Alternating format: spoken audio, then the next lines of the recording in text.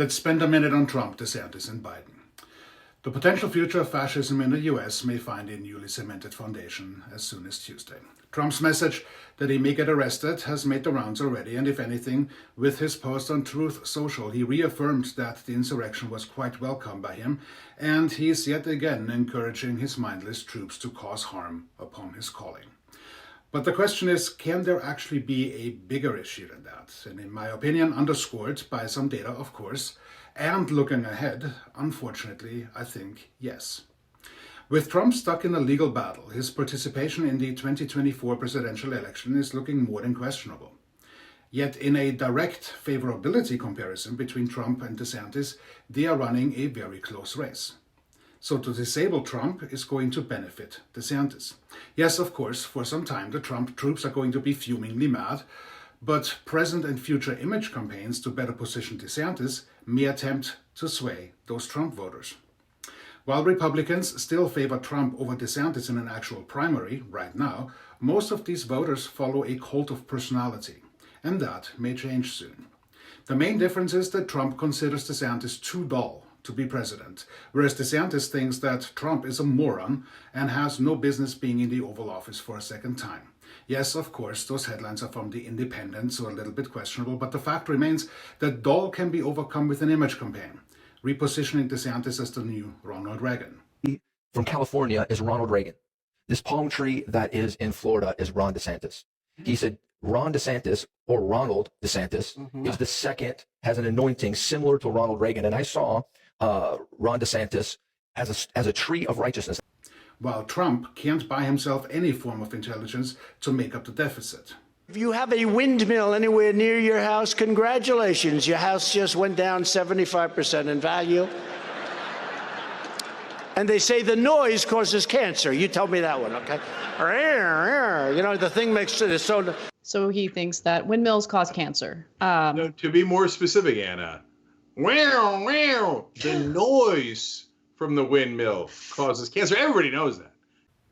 With Trump potentially being a non-factor, all the GOP has to do is compile money behind DeSantis and work on his snooze button image.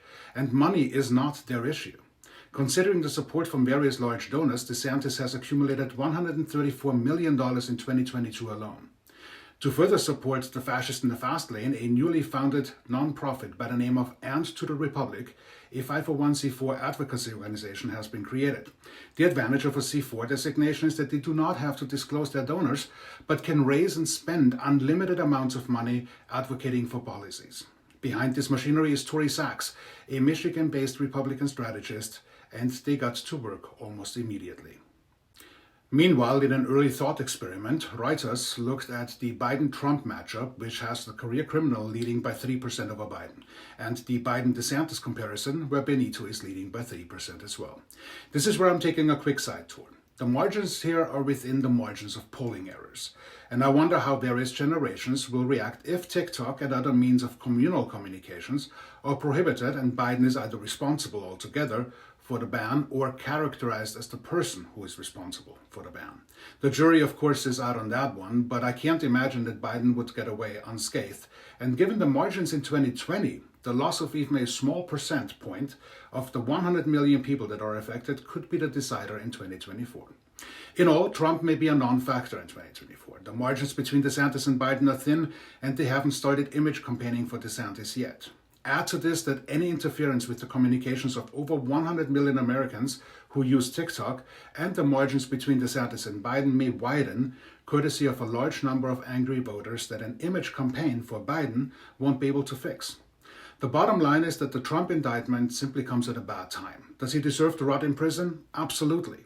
Do we need him to take votes from DeSantis, potentially running as independent? Absolutely. Can we afford to lose the country to DeSantis? Absolutely not. And in case you're wondering why not, well, DeSantis gave his intentions to roll towards fascism away already when he said, "But now's not the time to rest on our laurels.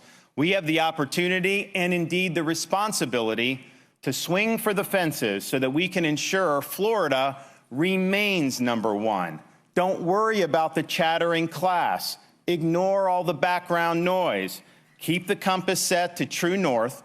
We will stand strong. We will hold the line. We won't back down.